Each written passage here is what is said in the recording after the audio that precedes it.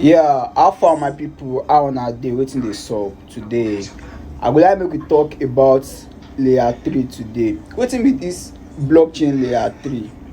We don talk about layer 1, layer 2 and we don understand wetin blockchain layer dey about. Now wetin be dis layer 3? Layer 3 na the use cases wey dem build for layer 1 and layer 2. Dem see sey dis blockchain no be only coins we fit dey transact with, no be only sey make we trade coin, make we invest coin. All dis coins too we fit use am for many other things. We fit use am in real life, we fit use am do anything. Na im come bring the idea of all dis gaming platform, play to earn, learn to earn. While playing game you fit make money as you dey play game.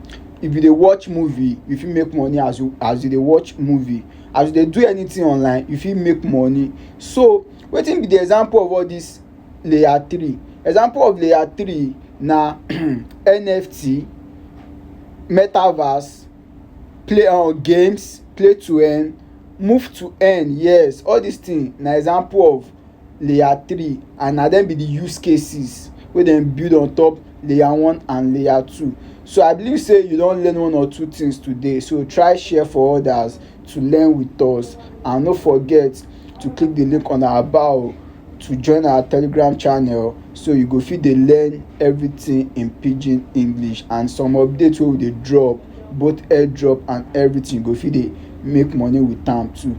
Thank you, see you.